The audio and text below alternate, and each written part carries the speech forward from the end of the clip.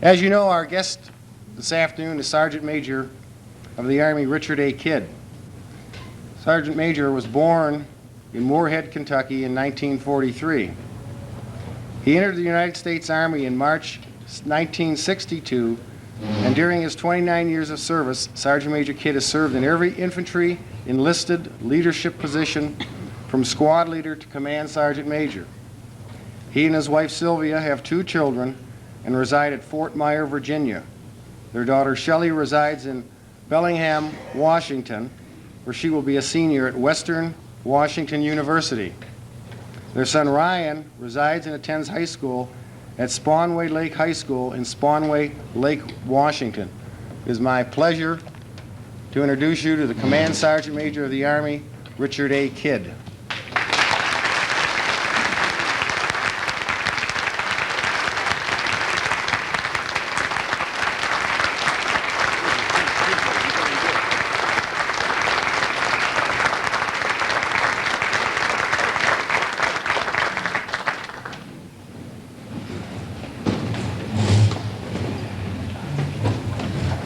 The very first thing that I always do is to make sure that everyone can hear me. And I start off by asking that question, and then I look out into the audience to see certain people or people giving me a certain signal. And I look for this particular signal because I have come to realize that it represents both type of people that will be in any luncheon or any gathering. The signal is someone shaking their head like this and a thumbs up. And the reason that covers both types of people is it has 2 meanings. The first one is, no, I have no problem hearing you and everything is good to go. The second part says, no, I can't hear you, and that's even better. I always assume the first meaning is the one that they're giving me. I have the signal now, so we are good to go. Before I go any further, I want to ask, is Mary Dalkey here? Could you stand up, please? Last night, when General Sunyak took us all out to dinner and everything, she brought up that soldiers should not have to eat MREs. All of you know what MREs are, right? And we were discussing the purpose of MREs and everything, and she said soldiers should never have to do that. As a matter of fact, I will cook the meals for them before I'll let that happen. I was just curious, did you cook today's meal? And is it acceptable for consumption by this audience? Appreciate that. And then, of course, I always want to recognize the distinguished attendees, and I have a way that I do that. Rather than using names, I go this way. If you are someone that loves a soldier, loves being a soldier, or someone that loves being around a soldier and their family, then you are a distinguished person, a distinguished attendee, and we're glad to have you here. If you don't fit in one of those categories, you may be at the wrong luncheon, but we're still glad to have you here. Okay? I want to thank First Sergeant Kamek for his introduction, and of course I want to thank General Sonyak and the Newton D. Baker Association of the United States Army for inviting me to participate in this awards luncheon. During the dinner last night, first of all, I really enjoyed your all's company. They were very gracious, very congenial, and very informative. I got some history on General Sonyak, which just shocked me, but a positive shock. And I'm going to share that all with you tonight. You all may already know it, but it's the 3rd time that he's been the president of this chapter. He began this luncheon, as I understand, 19 years ago. The one we're doing right now, he started that 19 years ago. I found out that I'm the 8th of 9 sergeants majors of the Army that there have been to attend, and I'm very proud to have been asked to continue that tradition. I understand he has 40-plus years of service and has served in every position from private to general. even the one officer ranks. I never run into anybody that had done that, and with my 30 years of service come next month, standing alongside this individual, I felt like a rookie and felt very young, and I appreciate that. See? I also want to thank you, sir, and the organization for representing and supporting our great soldiers by your individual and corporate membership, and appreciate you taking the time to recognize some of the best from among our ranks. The need for your assistance and support is and will increase. The very makeup of this organization lends itself to helping as we build on our Army. And I will ask you to please provide that assistance and support as the soldiers that elect to leave our Army come back to hometown USA, that you do all of the congenial and friendly things for them that you did for me last night. So I very much appreciate that. I have, of course, been aware of AUSA for many years as both a member and a recipient of some of the benefits of their resolutions and the resolute support that has helped to retain or bring forth many of those benefits. In my present position, I'm more than aware of AUSA activities and their clout, and I'm particularly happy about their support for what is considered to be the ultimate weapon. And you all know what that is, right? That's the soldier is the ultimate weapon, which is going to be certainly well represented by today's, the soldiers that we will recognize today. I understand it's going to be service members. Giving me that look, right? It's going to be service members. I'll put it that way. Whenever I say soldier, that does include Coast Guardsmen, sailors. We have any Marines here? But I do understand and see, it's obvious that we do have sister services represented here and in attendance, and I really am glad to see that, because we certainly reaffirmed during Desert Storm that it takes a joint effort.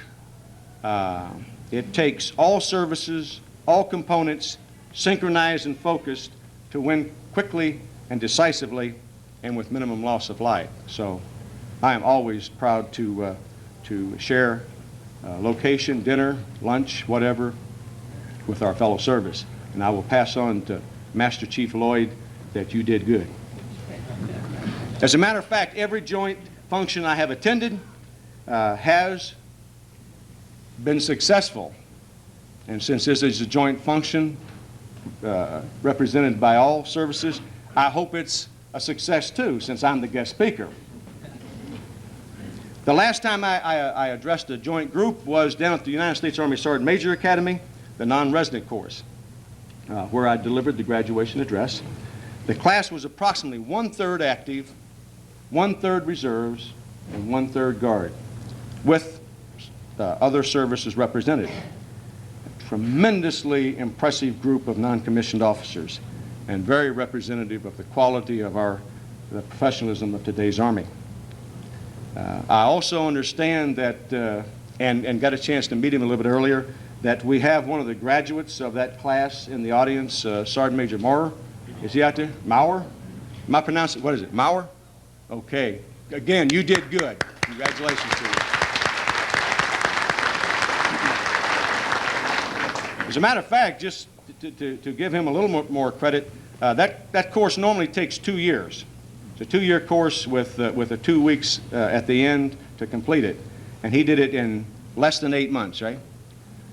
So he got into the middle of it and did it, and that shows that it can be done. One of the side benefits that comes with this job, of course, is to be able to help recognize soldiers that do great things. Soldiers that have gone beyond, as I call it. Soldiers that do not use the standard as their goal, but they use the standard as a launch pad to be the very best that they can be. So I truly am glad to be a part of this and be here. Too often, though, those soldiers don't feel that going the extra mile, that people really recognize that or accept that. or really appreciate what they've done. What I want to say is, if you listen to the people that are represented here today, that have taken time to come to this particular luncheon, I noticed that we have representatives from Congressman Stokes' office and Congresswoman Okar's office and the mayor's office and two mayors' office. We have general officers, command sergeants majors from the major commands, and they've all taken time, and from all the sister services, taken time to come here and recognize these soldiers, these service people's performance. And I must tell you that that does go to show you that it is important for those people to get out and do the very best that they can. By the way, there was a group that I was told that I shouldn't forget. As a matter of fact, from what I understand, they even asked to be recognized, right? And it's the Special Forces Association. And I guess they thought there'd be a possibility of me doing that because I've got some Special Forces background. But the only reason I'm doing that was I was told, by the way, you all better have your coin, right? Otherwise, this could be an expensive venture here, see? But I was told that if I did recognize them, they would behave, okay? Now, you all know, if you know anything about the Special Forces people, that's a tremendous promise on their behalf, so you have been recognized, so behave. And what works out really nice is if they don't behave, we have the second psychological group. Is that what it is? Second psychological operations group. And I have been told that should it become necessary, you all are more than capable of providing propaganda about them that'll go all over the state, right? And of course, we have many various employers who are here today, and I think that's great to show the joint venture and the support and everything of the great state of Ohio in this area. And I know you all are anxious to get on with the award ceremony, so I'll do what a good all public speakers should do, and that is to use the 3B technique. And that's to be sincere, be brief, and be gone. But before I leave, I do have a message that I must get across to you and will get across to you, and it'll only take a few minutes to talk about the total Army cohesion and its importance as we undergo the drawdown to meet the fiscal year 1995 in strength. When first considering the subjects I would talk about this afternoon, I thought about my visit to Saudi Arabia and Kuwait and recalled how impressed I was with the soldiers with whom I talked over there. As I look back, what impressed me the most was the fact that you could not tell the difference between reserve component soldiers and active component soldiers. There was a time, and I'm sure you all will admit it and remember it, that you could tell the difference between active component soldiers and reserve component soldiers. You could even tell what somebody's job or MOS was by the way they looked and their attitude. I'm here to tell you that in most cases, I'm proud to report that that is no longer the case. In Saudi, if I had not looked at their shoulder patch or had not asked them for those people that were in a T-shirt, because it was kind of hot over there, I would not have known the difference. Now, they were very quick to let you know that they were from the volunteer state. They were from the bluegrass state. They were from the Buckeye state. So right away, they would tell you where they came from. But seeing them in operation, seeing them work, you could not tell the difference. And that's where we need to go. An army, we need an army that's made up of professionals that all look like soldiers, train like soldiers, and fight like soldiers. And as I look around the room today, and as all the places I visited, we are there. We are there. In my travels throughout our great Army, I emphasize total Army cohesion, one Army, one team, total force, an Army that is trained and ready to defend America's interest anywhere in the world. Operation Desert Storm is a great testimonial of the value of having a total force that is trained and ready. We've proved to America and the world that when we were needed, we would be there. You, here today, coupled with your fellow soldiers throughout the world, contributed to our total force victory in the Gulf and gave America the victory that she deserved and expected. Soldiers everywhere, though, must understand and believe that there is no we, they, that a member of our Army team, that we are all a member of our Army team. And the only way we're going to fight and win, as we did then, was to think that way and everything we do be that way. I often hear soldiers, though, talk about how they missed out on the deployment there, and they didn't feel that they contributed because they were not in the desert.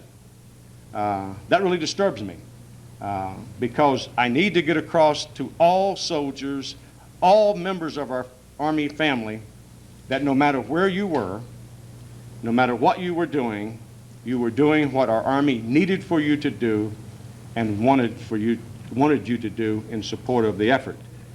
People back here played as much a part in the success of that as the people on the front lines.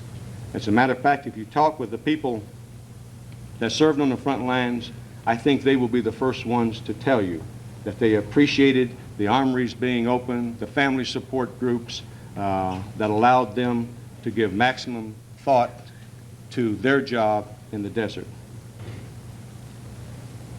And then, of course, we had the support of the American public, without which our victory would not have been as savory. With the almost unanimous public support of the war effort, soldiers felt proud that they were doing the right thing, and some of us here remember when it wasn't quite that way. This does make a big difference, and we are very glad that we had that. As you know, it doesn't matter whether the members of the United States Army Reserve, United States Army National Guard, or active Army. Just keep in mind we are all soldiers. But it is that same kind of pride and belonging that we will have to draw from to get through the reshaping of the Army. The cut in troop strength will be felt at all levels of our total Army. 25%, 6 corps, 28 divisions, will go down to 4 corps, 20 divisions. We must do it while never allowing ourselves to not be ready to deploy, because there will be no timeouts. We must be ready to deploy at all times as we build now. As we draw down, it is imperative that everyone, commanders, NCOs, soldiers, and yes, civilians, stay in their lane, is a phrase used by the Chief of Staff of the Army. And the ones I want to specifically key on today are the non-commissioned officers. The primary mission of a non-commissioned officer is to lead, train, and care for soldiers and their families. I know in the civilian community, in the reserve community, because we have non-commissioned officers that also have that profession as well as another profession in the civilian community, it sometimes causes them to be involved in the political side of the things happening in the community. The only thing I ask the non-commissioned officer corps to do is, when you put on the uniform for the drill or the training in the armory or out in the training area, when you're in that position, remember you have one focus: to lead, train, and care for soldiers. And when you go back out into the civilian community for the rest of the time, of course you have the right to do the other. But we must keep that focus.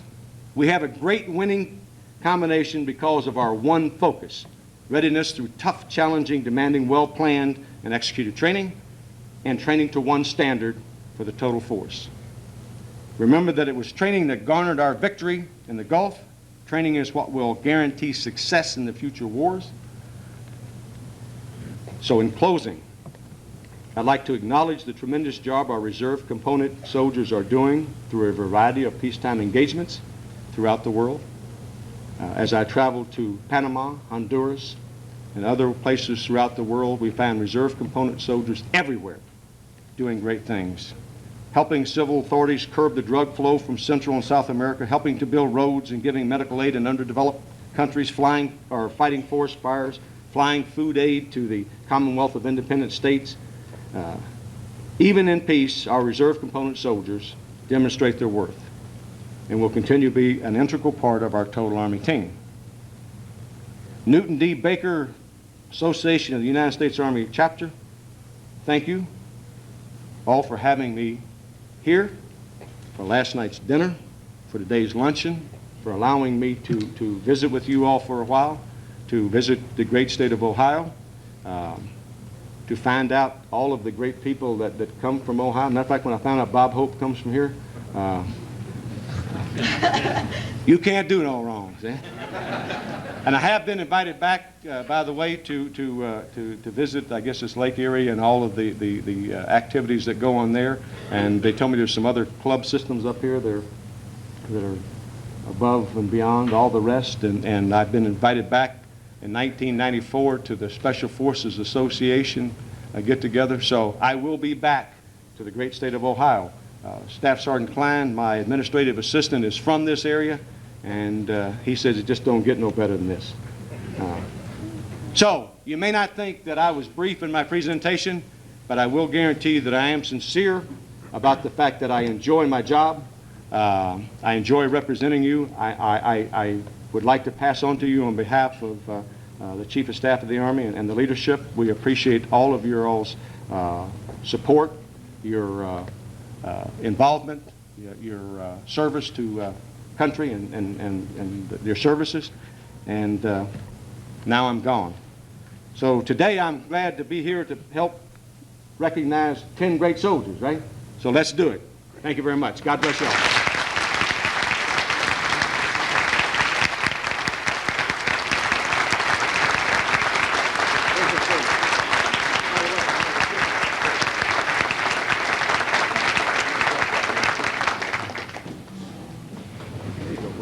Here.